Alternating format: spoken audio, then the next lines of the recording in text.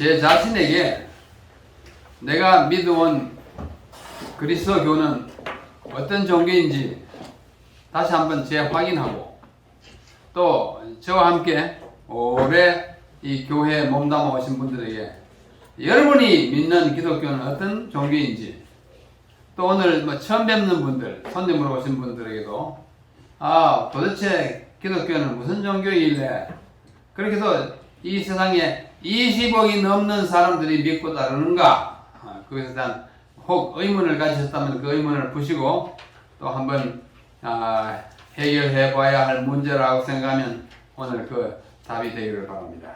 오늘의 제목은 그리스도교는 어떤 종교인가? 이 기독교가 도대체 어떤 종교이길래? 제가 함께 생각해 보겠습니다. 첫째, 예수 그리스도는 누구신가? 2000년에 살다가 가신 성현, 그 정도는 다 압니다. 그럼 오늘 좀 더 구체적으로 그분이 누구인가? 요즘 우리가 배우는 창세기라고 하는 책의 3장 15절을 보면 하나님이 아담에게 이렇게 말씀하십니다. 내가 너로 여자와, 너는 여기서 말하는 마귀 또는 뱀이에요.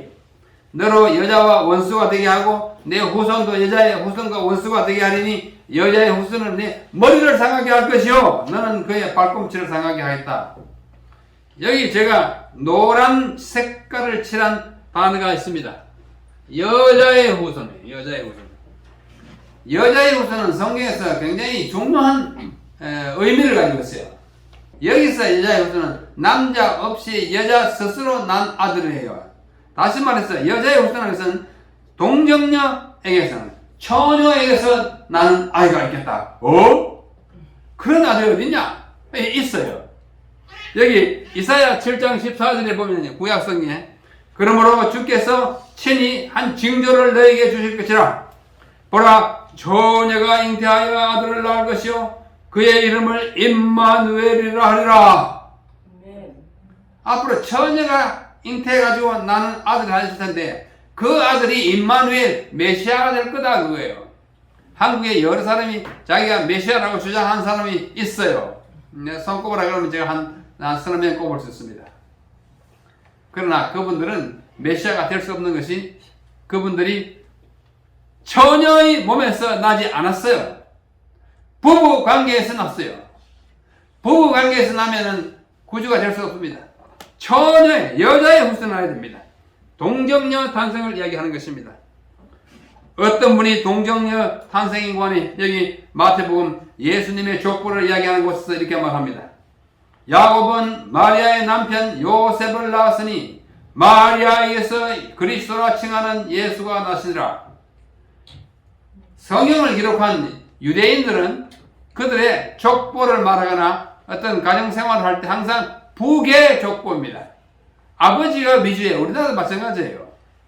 그래서 아버지가 아들을 낳고 아버지가 아들을 낳고 아버지가 아들, 아브라함이 이삭을 낳고 이삭이 야곱이 유다를 낳고 여기 또 다른 야곱이 마리아의 남편 요셉을 낳았는데 예수님은 요셉이 낳았다 그러지 않고 이 요셉은 누구예요? 요셉의 아내 마리아에게서 그리스도가 칭하는 예수가 나요. 여기 제가 바로 안에 넣은 것처럼 부계 족보에서 유일하게 여자에게서 낳은 아들이 예수 그리스도입니다. 참 특별해요. 그러므로 여자에게서 나지 않으면 메시아가 될 수 없어요.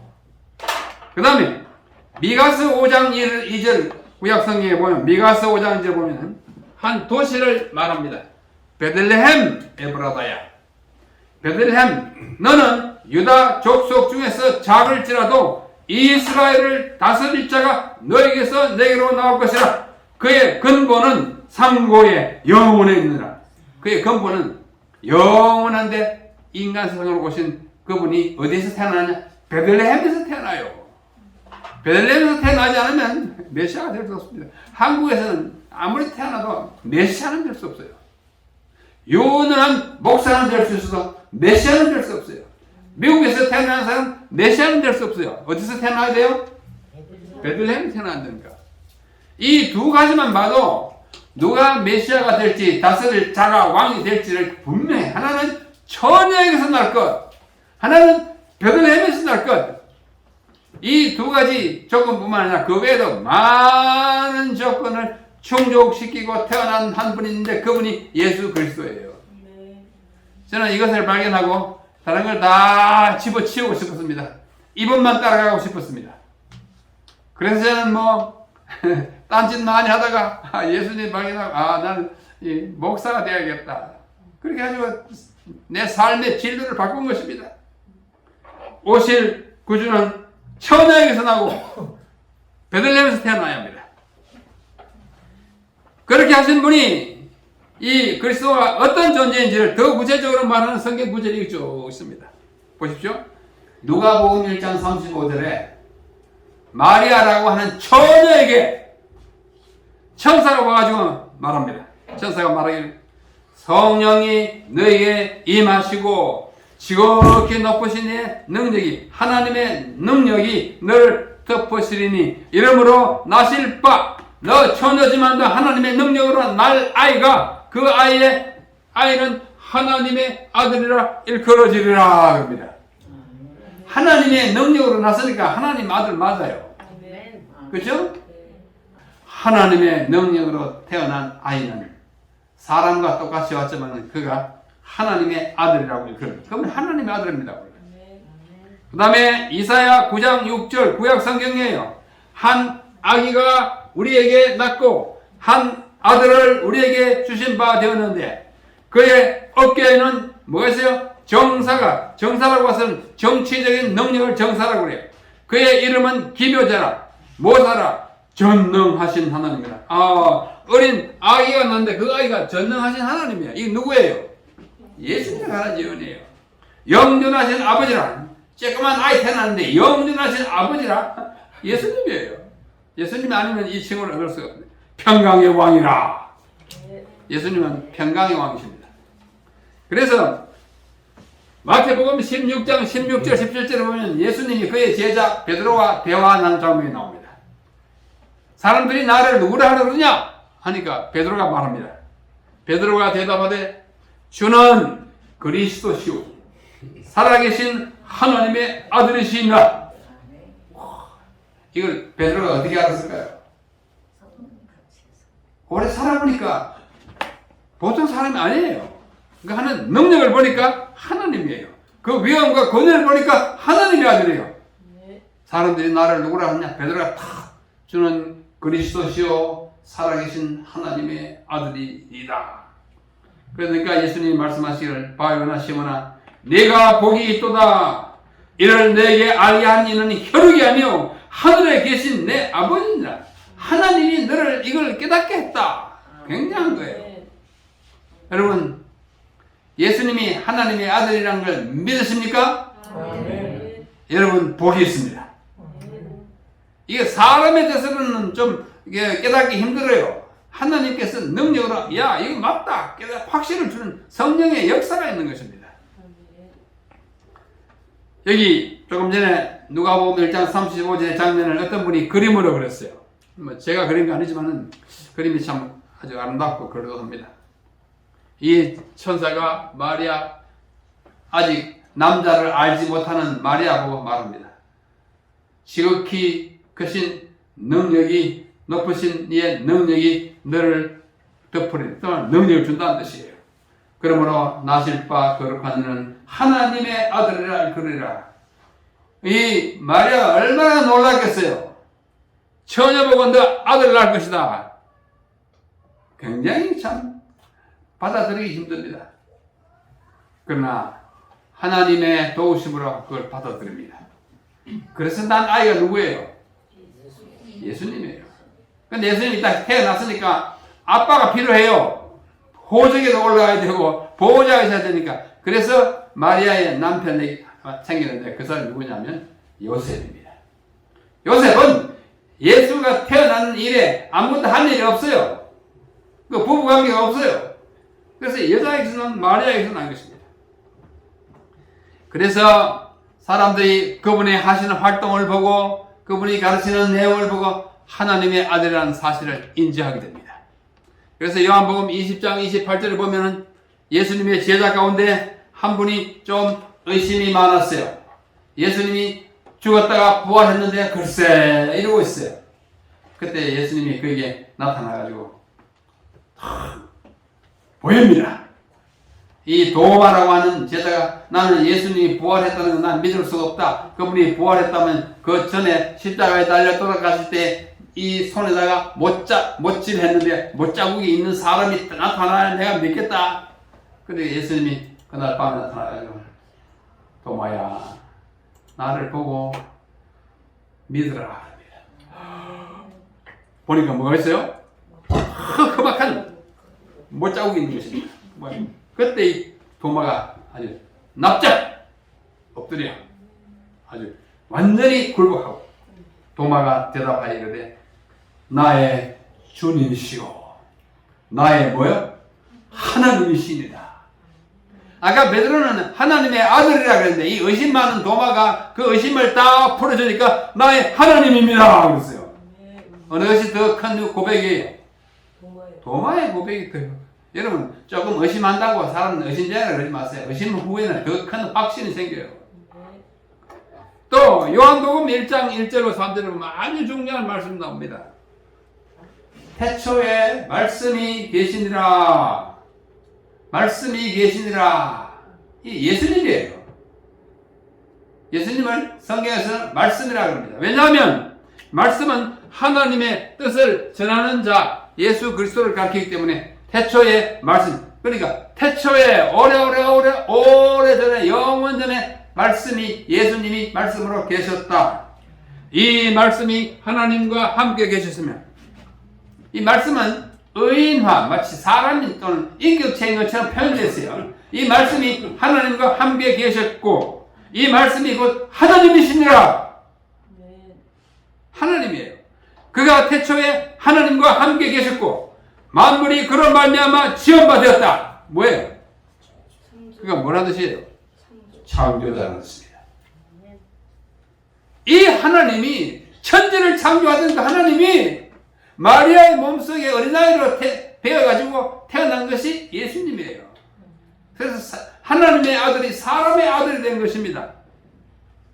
그러므로 이 말씀 가운데 하나님과 함께 계시다 말은 하나님과 공존하고 하나님과 똑같은 영원히 선제 미리 계시는 분인 것을 말하고 하나님이시라 하는 말은 그분이 하나님과 동등하고 동질이고 동일하신 분이라는 것을 말합니다. 위대한 사상이에요. 만물이 그로 말미암아 지음받았다는 말은 만물의 창조자라는 뜻입니다. 여러분 이거 믿으세요? 안 믿으면 손해예요. 왜요? 누가 말하니까? 성경이 말합니까? 저는 이 사실을 깨닫고 참 신비하면서도 감동을 느낍니다. 아, 예수님이 이런 존재구나. 이런 존재구나. 그래서 그가 이 땅에 오셔가지고 제자들을 삼으시고 사람들을 가르치면서 자꾸자꾸 말씀하십니다. 뭐라고 그러시나? 이게 마태복음 8장 20절에 보면 예수께서 이르시되 여우도 굴이 있고, 여우라 잠자는 굴이잖아요.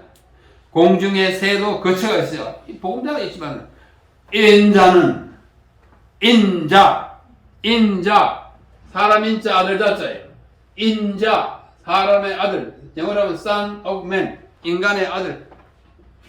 하나님의 아들이 마리아의 몸을 통해서 태어났을 때는 사람의 아들, 사람이 되기 위해서 마리아의 몸을 통한 거예요. 왜? 사람을 구원하기 위해서요. 사람이 구원하려면 사람이 되어야 돼요. 하나님이 통로타면 우리가 놀라서 그분이 누군지 알 수가 없고 감당할 수가 없어요. 그래서 우리를 위하여 사람이 됐어요. 자, 한 아버지가 아들과 함께 길을 걸어가고 있었어요. 손잡고. 이 한 10살 안 된 아들과 함께 길을 가다가 어떻게 손을 쓰러 놓았어요.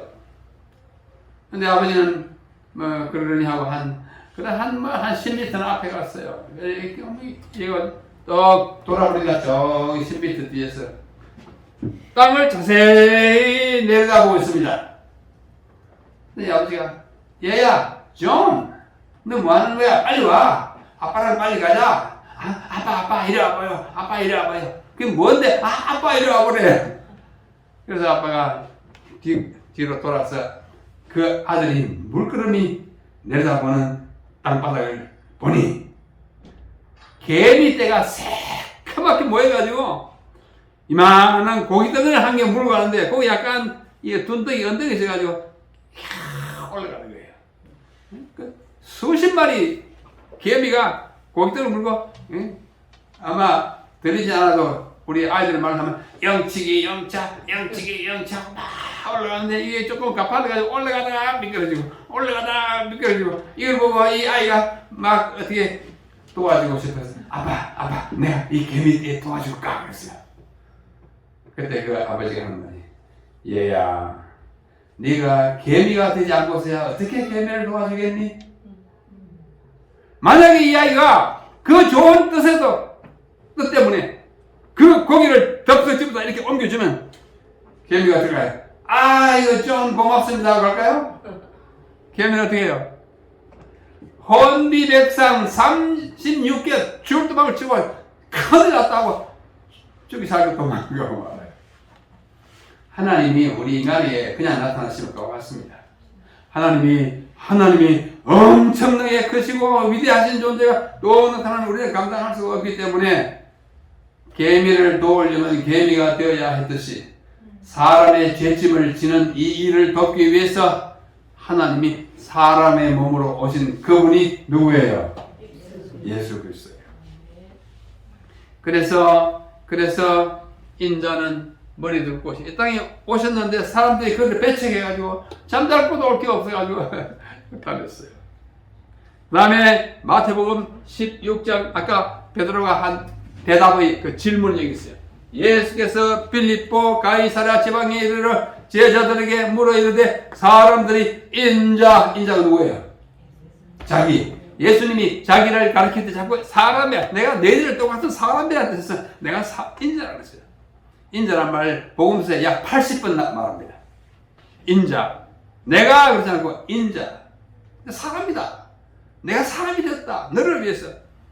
인자를 누구라 하느냐? 그때 아까 베드로 한 말이에요. 주는 그리스도시요 살아계신 하나님의 뭐요? 아들입니다. 그 대답을 위한 질문입니다. 그 다음에 마태복음 24장 37절 노아의 때와 같이 인자의 임함도 그러하리라. 우리 오래 믿으신 분들이 이 말의 뜻이 뭔지 알아요. 노아 때 막 도덕이 몰려나고 사람들이 황폐하고 막 광파하고 서로 난리를 치던 그때처럼 죄악 천지가 될 때에 홍수가 내렸듯이 인자 예수님이 다시 이 땅에 올 때도 이 땅에 질서가 무능하고 모든 도덕이 황폐되고 인성이 정말로 매몰될 것이다. 그런 뜻입니다. 인자 오는 걸 말해요. 하나님의 아들인 예수 그리스도는 사람의 아들 곧 인자가 되셨습니다.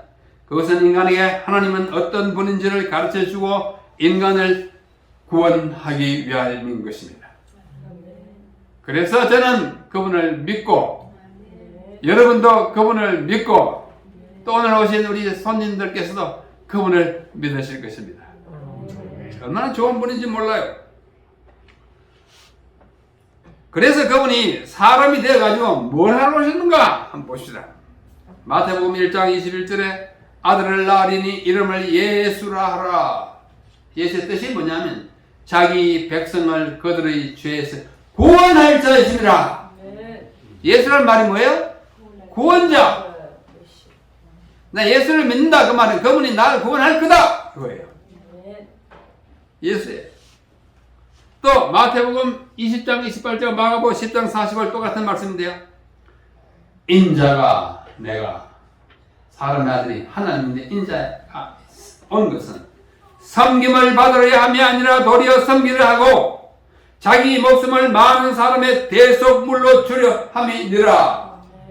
대속물이라는 말은 어떤 사람이 죽게 됐는데 그 죽게 된 그 사람 대신에 자기가 죽어주는 걸 대속물이라고 해요. 사람들이 다 자기 죄 때문에 다 죽고야 마는데 그 죄의 값을 내가 지기 위하여 이 땅에 왔다 그거예요. 참 신비한 이야기입니다. 또 인자가 온 것은 잃어버린 자를 찾아 구원하려 함이라. 구원하러 왔어요. 그래서 예수예요.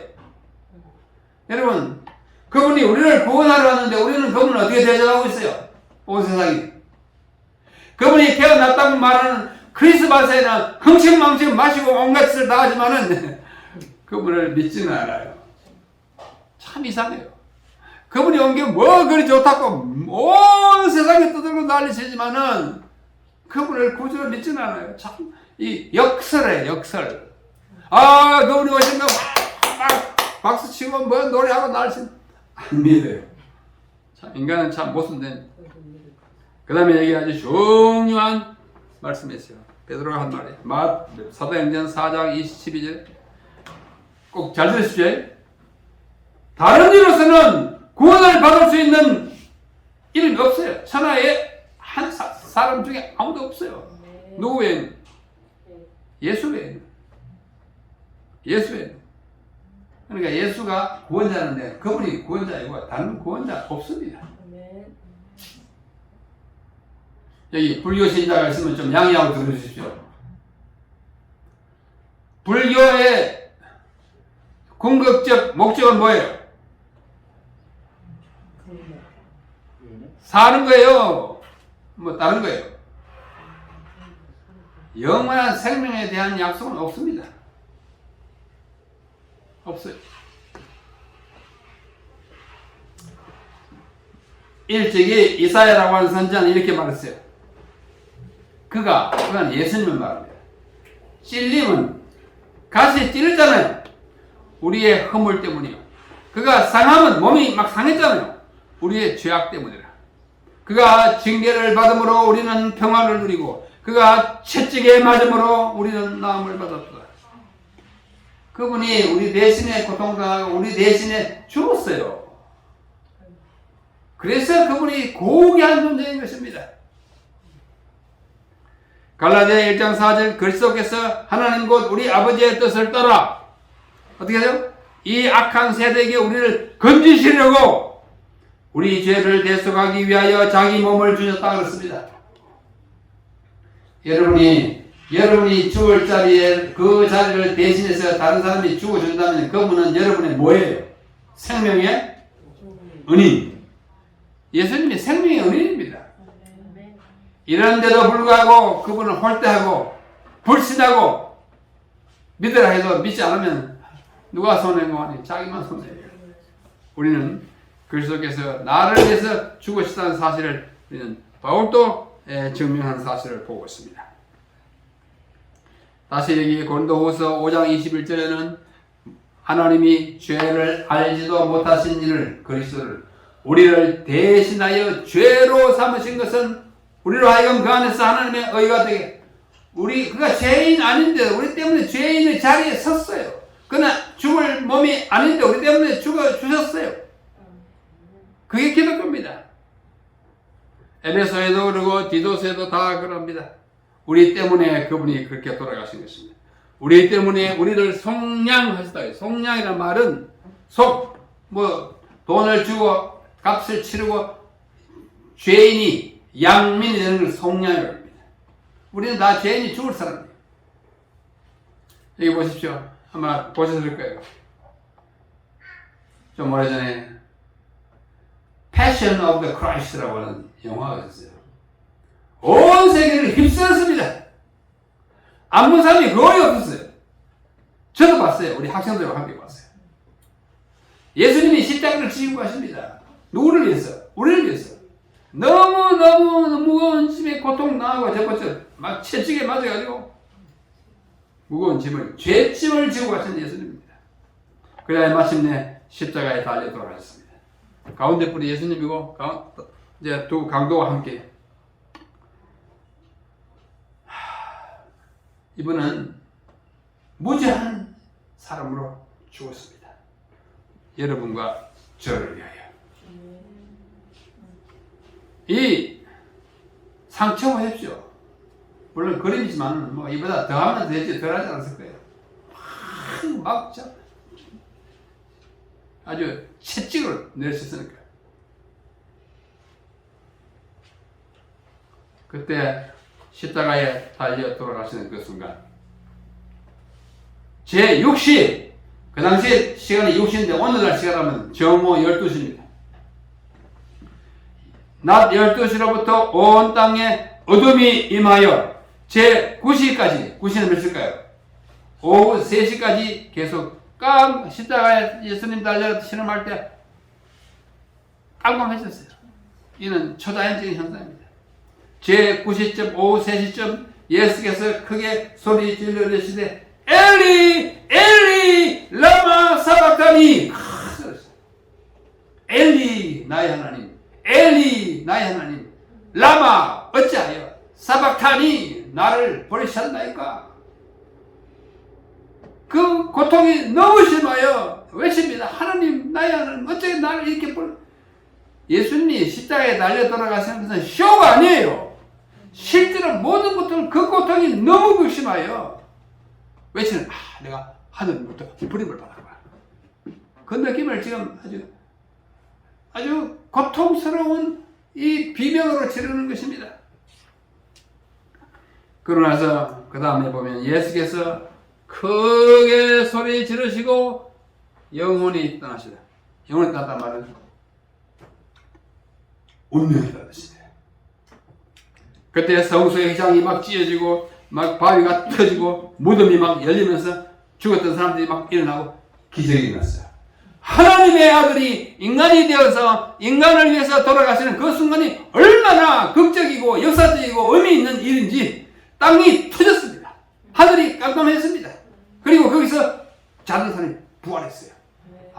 대표로 부활했습니다. 예수님의 죽음으로 자는 사람이 살아나는 일을 보여주기 위해서 샘플로 몇 사람 부활했습니다.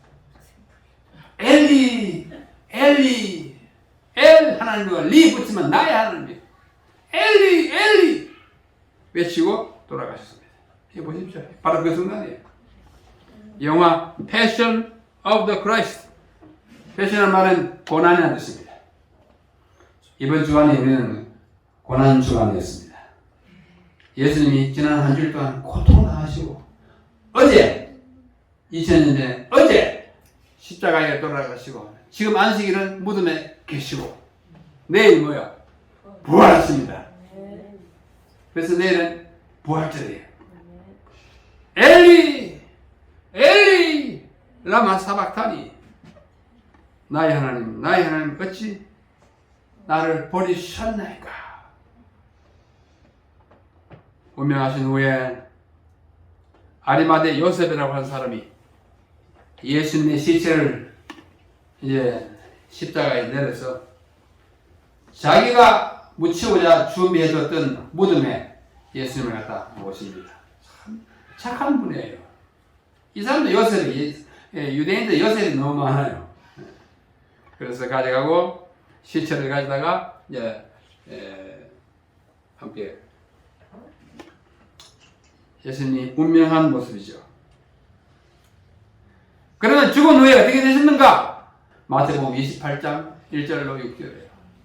여러분 다 보이십니까? 그럼 함께 읽어보십시다. 좀 길지만은 시작.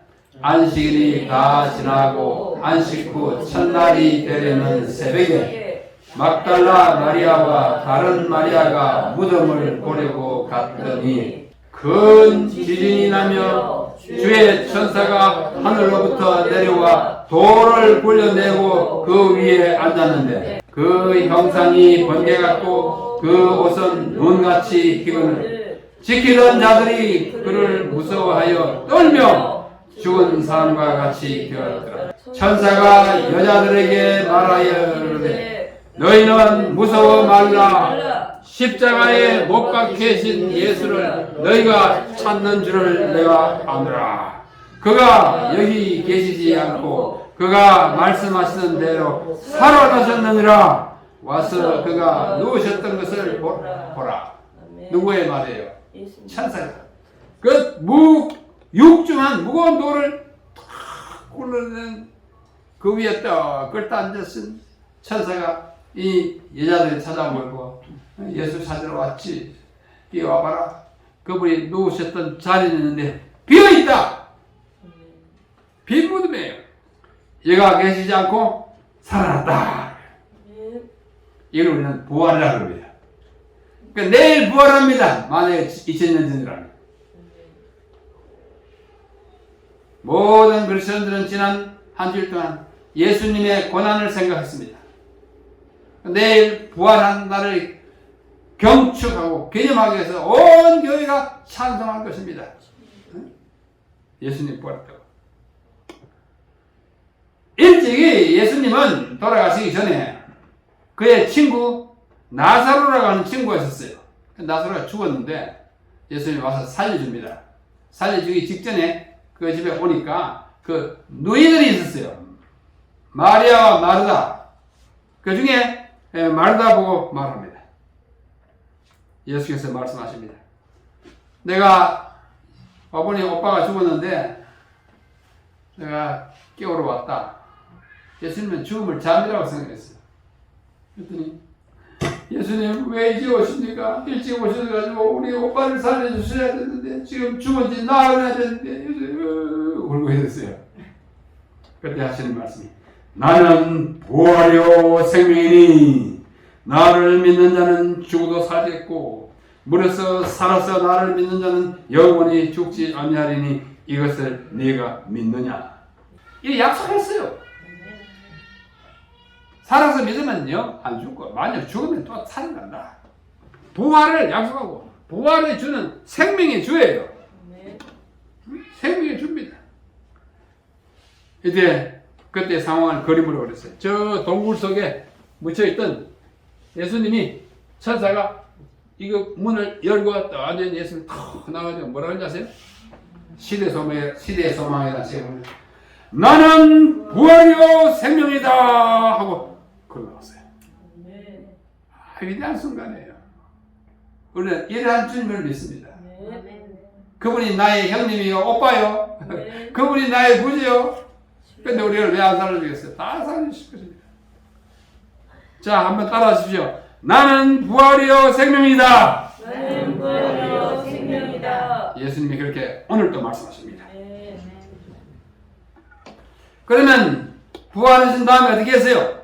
한 40일 동안 이 땅에 계시다가 사도행전 1장 8절에 보면은 그들에게 너희들이 땅 끝까지 내 정령이 되라 한 다음에 이 말씀을 마치고 난 다음에 그들이 보는 데서 올려져 가시니 구름이 그를 가려 보이지 않게 멀리 올라갔습니다. 올라가실 때 제자들이 자세히 하늘을 쳐다보고 있는데 흰옷 입은 두 사람, 이게 또 천사예요. 그들 곁에 서서 가는데 갈릴리 사람들아, 예수님의 제자들이 다 갈릴리 사람들이었어요. 갈릴리 출신 사람들아, 어찌하여 서서 하늘을 쳐다보느냐? 너희 가운데서 하늘로 올려주신 이 예수는 하늘로 가심을 너희들이 지금 보는 그대로 또 내려올 거다. 이를 우리는 재림의 약속이라고 합니다. 그래서 요한계시록을 쓴 사람 말하기를 볼지어다 그가 구름을 타고 오시리라. 아까 올라갈 때 뭐 타고 올랐어요? 구름을 타고 올라간 거예요. 구름이 예수님을 바칠 수 있습니까? 비행기 타고 가다가 구름이 빼빼하게 그냥 막 뛰어내리면 구름이 딱 받쳐가지고 호사스럽게 갑니까? 아니에요. 이것은 그렇게 보일 따름이지 하나님께서 이 예수님께서 자기 능력으로 하늘로 올라가는 것입니다. 여러분이 앞으로 부활하시고 주님 오시면 여러분이 다 하늘로 올라가는 거예요. 로켓 타고 가는 거 아니에요. 그때는 우리의 형편이 이 3차원을 초월하는 하나님의 세상으로 가는 것입니다. 다 보게 될 것입니다. 지금 성천하는 장면을 화가들이 그렸어요. 이렇게 그린 분도 있고 저렇게 그린 분도 있고 천사가 옆에서 이제 말하는 거예요. 아름답죠? 우리는 그때 그 당시에 거기 없었기 때문에 이것을 보지 못했지만 이런 화가들의 그림을 통해서 좀 구체적으로 상상할 수 있는 것은 참으로 아름다운 일입니다. 그래서 예수님은 일찍이 돌아가시고 또 하늘로 가시기 전에 제자들과 함께 계실 때 요한복음 14장 1절로 3절에 말씀했어요. 너희는 마음에 근심하지 말라. 하나님을 믿으니 또 나를 믿으라. 내 아버지 집에 거할 곳이 마음도다. 그렇지 않으면 내게 이르으리라. 내가 가서 너희를 위하여 거처를 예비하러 가서 너희를 위하여 거처 거할 곳을 예비하면 내가 다시 와서, 왜 다시 해요? 2000년 전에 한번 사람으로 오셨으니까 갔다가 다시 오는 거예요. 다시 와서 너희를 내게로 영접하여 나 있는 곳에 너도 있게 하겠다. 여러분 이걸 문자적으로 믿습니까? 믿어요? 네. 이거 믿기 힘들어요. 왜? 예수님 오실까 말까 하니까. 여러분 그 불신의 유혹을 물리치시고 진실로 그렇다고 확신하시기 바랍니다. 예수님의 말씀이기 때문에 꼭 이루어지는 것입니다. 그래서 요한계시록은 거의 끝에 가면 이렇게 말합니다. 아멘 주 예수여 오시옵소서. 여러분도 이런 소망을 가지고 하루하루 살아가십시오. 예수님이 곧 오실 것입니다. 자, 오시는 장면을 또 그리는 분들이 많아요. 이렇게 그리는 분들 예수님 오고 계세요. 또 오고 계세요. 다 그림 비슷비슷하지만은 그림이 어떻든 주님이 오시는 장면을 우리 눈에 보이면서 우리는 그를 환영하게 될 것입니다. 이 환영하는 무리에 여기 계시는 여러분들이 한 번도 빠지지 않기를 간절히 바라고 여러분의 가족들도 그러기를 간절히 바랍니다. 한 번 죽는 것은 사람에게 정해진 것이요. 한 번 죽는 것은 사람에게 정해진 것이요. 그 후에는 심판이 있어요. 심판은 뭐예요? 하늘나라 갈 것인가 말 것인가 결정하는 게 심판이에요. 네? 이와 같이 그리스도도 많은 사람의 죄를 담당하시려고 단번에 들이신 바 되셨고 언제? 2000년 전에 십자가에 달려 돌아가셨고 그 다음에 구원에 이르게 하기 위하여 죄와 상관없이 자기를 바라는 사람에게 두 번째 나타나시리라. 두 번째 오늘 재림이라는 거예요. 그래서 우리는 재림교인이에요. 여러분 재림교회에 속하신 것을 큰 특권으로 생각하십시오. 두 번째 나타나실 그분을 기다리는 백성입니다. 그리스도교는 어떤 종교인가? 그리스도교는 단순히 여러 종교들 중에 하나가 아닙니다. 그것은 생명의 종교요 영생을 약속하는 참신앙입니다. 생명이시요 창조자이신 그리스도를 구주로 믿는 종교입니다. 그분은 하나님이시면서 사람으로 이 땅에 오셔서 사람들을 위해 돌아가셨습니다. 이러한 역사적 사실을 믿는 사람들에게는 영원한 생명과 무한한 세계를 주실 것입니다. 여러분의 것이 될 것입니다. 성도 여러분, 이 약속을 믿으십니까? 결코 약속을 어기지 아니하시는 분께서 약속하신 것을 꼭 믿으시기를 간절히 바랍니다. 한 100여 년 전에 미국에 루이스 월러스라고 하는 사람이 있었어요. 아주 유명한 사람입니다. 그는 미국의 법률가요, 남북 전쟁 당시의 장군, 별이었어요. 또 뉴멕시코 주의 지사였고, 정치가였고, 외교가였고, 또 저술가 있어요. 책을 쓴 분이었어요. 이렇게 잘난 분이 잘났어요, 안 났어요? 굉장히 잘난 분이 의심이 생겼어요. 도대체 예수가 누구길래 사람들이 이렇게 많이 따르나 이거예요. 바보같이 2000년에 살다 간 그 청년, 저보다 나이가 반도 안 돼요. 33살 돌아가셨는데 그 청년이 뭐길래 사람들이 이렇게 따르고 난리쳤냐.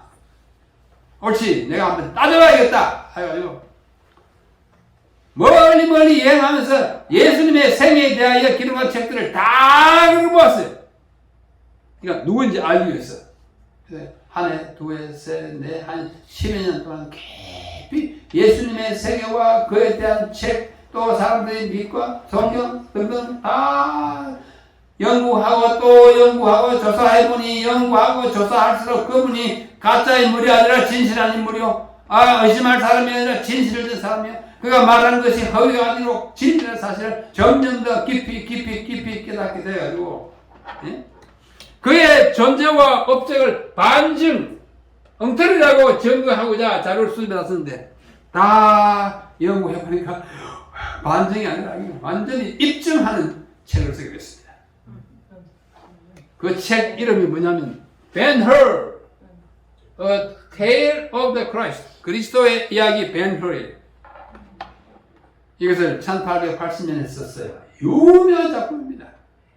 이것이 1925년에 영화로 되었고 그 후에도 영화로 또 만들고 해가지고 저도 그때 봤어요. 고등학생 때 봤어요.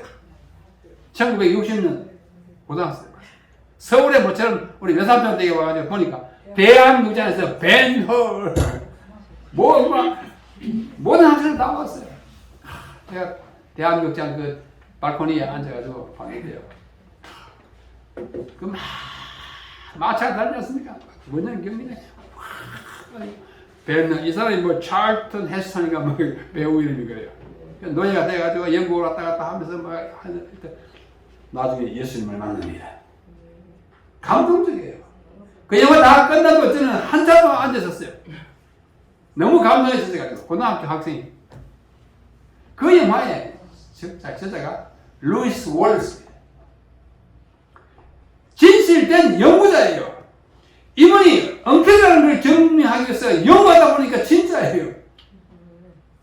위대한 작품을 남기고 갔습니다. 벤홀. 그리스도교는 과연 어떤 종교인가? 내일은 금년도 부활절입니다. 금년이 2022년이요. 예수님께서 돌아가시고 부활하신 것이 AD 31년이므로 2022에서 31을 빼면 내일은 1991주년 되는 뭐예요? 부활절이에요. 의미 없습니다. 부활은 그리스도교를 참된 종교로 증명하는 가장 큰 증거예요. 고린도전서 15장에 말씀합니다. 그리스도께서 죽은 자 가운데서 다시 살아나셨다 전파되었거늘 너희 중에서 어떤 이들은 어찌하여 죽은 자 가운데서 부활이 없다 하느냐? 오늘날 외치고 싶은 바울의 말입니다. 만일 죽은 자의 부활이 없으면 그리스도도 다시 살지 못하였고 그리스도께서 만일 다시 살지 못했다면 부활하지 않았다면 우리가 전파하는 것도 헛것이요 우리가 너희 믿음 다 헛것이에요. 예수님이 부활 안 했으면 헛거예요. 그러나 그 역사적으로 부활하는 것이 확실하기 때문에 우리는 어떤 반대가 일어나도 개의치 않고 예수를 믿는 것입니다. 그리스도교는 빈 십자가 내려오거든요. 뿐만 아니라 빈 무덤의 종교입니다. 이것이 다른 종교들과 극명하게 다른 점인 것입니다. 이게 뭔지 아세요? 석가모니의 무덤입니다. 석가모니 무덤 거대합니다. 인도에 있는 석가모니 무덤이에요. 불교 신자들 이걸 보고 뭘 생각할까요? 나도 석가모니처럼 죽구나. 네? 이거는 무함마드의 무덤이고 무덤 위에 세워진 건물이에요. 그린 돔, 녹색의 돔이라는 이것은 이거 아래에 있어요. 이 유명한 건물입니다. 사우디아라비아의 메디나라고 하는 도시에 있는 거대한 아주 그들 나라보다 거룩한 무덤이에요.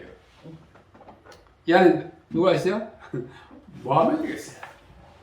무덤의 종교. 이거는 누구의 무덤인가? 공자님의 무덤입니다. 공자님의 무덤. 중국의 샨동 후프라고 하는 곳에 가면 있대요. 저는 뭐 중국에 여러 번 갔지만 여기는 못 가봤지만 사진으로.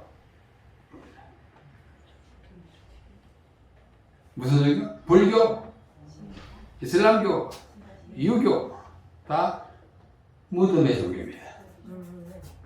자, 이게 또 하나의 무덤을 보여드릴게요. 예수님의 무덤이에요. 예, 가보신 분 많이 계시죠? 저는 여기 10번도 들어갔습니다. 여러 번 갔습니다. 예루살렘에 살면서 뭐 이틀에 한 번씩 가봤어요. 너무나 그야말로 의미 있는 곳이에요. 예수님은 무덤이 이 안에 있어요. 이 무덤에 한번 들어가 보기 위해서 사람이 모여가지고 이렇게 뺑 돌아가지고 순서를 기다려가지고 한 번씩 하나씩 보고 나오고 그래요. 그 무덤 안에 누가 계실까요? 아무도 없어요. 예? 아무도 없죠. 무덤 빈 데로 뻥 있어요. 그걸 보러 가요. 그 보는 것도 의미가 있어요. 예수님의 무덤에는 뭐가 없다? 예수가 없다. 보세요. 예수님 그래서 제가 빈 무덤이라고 했어요. 보세요. 여러분이 믿는 종교는 빈 무덤의 종교입니다. 텅 비어있기 때문에 오히려 더 꽉 찬 소망을 가지고 예? 우리의 소망은 확실해요. 이 무덤 비었기 때문에 더 꽉 찬 소망이에요. 역설이에요. 예수님의 종교는 그런 종교입니다. 안 가신 분들은 나중에 기회 있을 때 한번 가보십시오. 이게 줄 서가지고 기다려야 돼요. 온 세계 그리스도인 또는 그리스도인 아니라도 예루살렘에 왔으면 제가 한번 보고 가고 싶어요. 예? 예수님의 빈 무덤을 보려고 그런 것입니다. 이 노래 아시잖아요. 비목. 너무나 유명한 국민 가곡. 이 곡이 너무 좋아서 제가 저쪽에 있는 것은 제가 쓴 가사입니다. 제가 한번 불러보겠습니다. 근데 제가 목이 쉬어가 잘 부를지 모르겠어요. 광풍이 쓸고 간 골고다의 빈 십자가 온 세상 죄를 지고 돌아가신 메시아여 날 위해 고통 당하시고 엘리 엘리 외치며 흘리신 보혈로 새 생명을 주셨네. 아멘. 빈 무덤의 종교입니다. 2절 가사를 했습니다. 자, 한번 해볼게요. 요셉의 무덤에 누셨던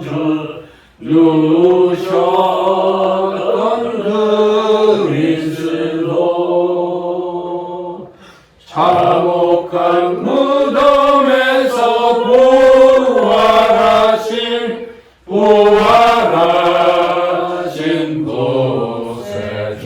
구세주여 사망의 권세 이기시고 부활 생명 외치며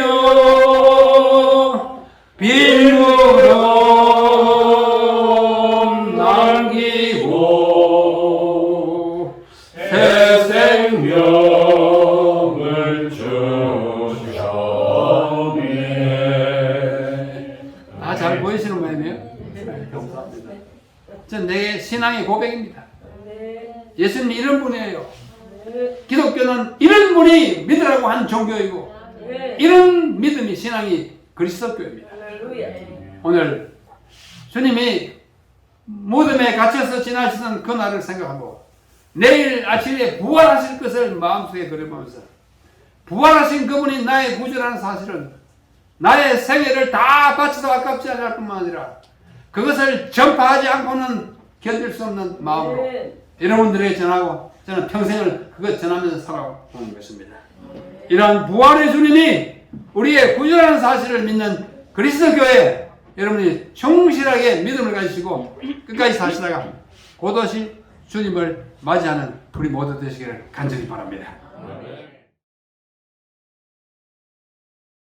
이 땅에 사람으로 오셔서 사람을 살리기 위해 십자가에 달려 돌아가신 우리 주님, 이제 내일 하시면 부활하시는 우리 주님이시여, 비록 2000년 전에 발생한 사건이지만 오늘 우리에게 새로운 생명이 되시며 부활의 보증이 되심을 인하여 참으로 감사합니다. 주님, 이 땅에 사는 것이 잠깐뿐임을 우리는 실감합니다. 이 잠깐 동안에 영혼을 확보하는 믿음을 가지게 하여 주시옵소서. 우리 모든 진짜사 교회 성도들 함께 하시고 모든 가족들 주님 돌봐주시며 모두가 예수님을 믿는 믿음 안에서 생애하게 하여 주시옵소서. 우리는 주님이 약속하신 대로 오실 것을 믿사오니 그때까지 이 세상에서도 즐겁게 살고 또 남을 위해서 살다가 우리 주님을 맞이하게 하여 주시옵소서. 이 주안에 2000년 전에 고난을 당하시고 무덤에 계시고 부활하신 우리 구주 예수님의 이름으로 간절히 기도합니다. 아멘.